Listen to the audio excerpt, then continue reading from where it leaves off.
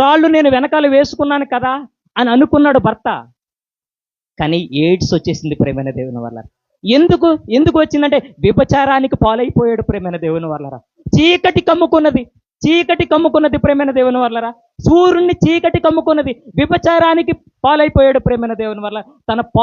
తన వ్యభిచారంలో పార్టిసిపేట్ అయిపోయి HIV రావడమే కాదు, తన భార్యకి కూడా అంటించాడు ప్రేమైన దేవుని వల్లరా. తన భార్యకి కూడా అంటించాడండి పాపాన్ని. చూసారా ప్రేమ, విచ్చలవిడితనం ప్రేమైన దేవుని వల్ల, కులాసం.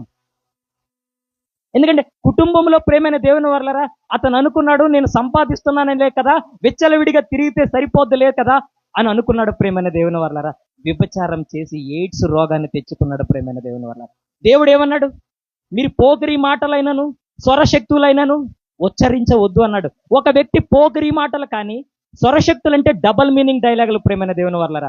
ఒక వ్యక్తి బూతులు మాట్లాడినా, పోకిరి మాటలు మాట్లాడినా, స్వరశక్తులు మాట్లాడినా మనం అర్థం చేసుకోవాలి, ఇతను భవిష్యత్తులో వ్యభిచారం చేస్తాడు అని.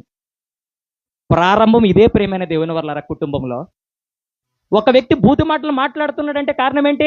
భవిష్యత్తులో వ్యభిచారం అవుతాడు, అతనికి ఎయిడ్స్ అంటుకుంటుంది. మనం అర్థం చేసుకోవాలి ప్రేమైన దేవుని వల్లరా. చూడండి, బైబిల్ గ్రంథంలో ఒక మాట చదువుదాం. మత్తయి సువార్త, స్వయంగా యేసు ప్రభు మాట్లాడుతున్న మాట ప్రేమైన దేవుని వల్లరా. మత్తయి సువార్త 15వ అధ్యాయం. మత్తయి సువార్త 15వ అధ్యాయము 19వ వచనం ప్రేమైన దేవుని వల్లరా.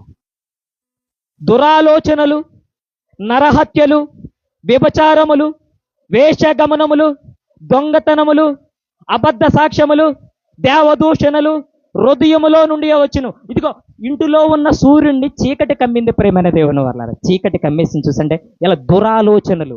ఎలాంటి దురాలోచన తెలుసా ప్రేమైన దేవుని వల్లరా? భర్త భార్యకు ఫోన్ కొంటాడండి. ఫోన్ కొన్న తర్వాత డ్యూటీకి వెళ్తాడు ప్రేమైన దేవుని వల్లరా.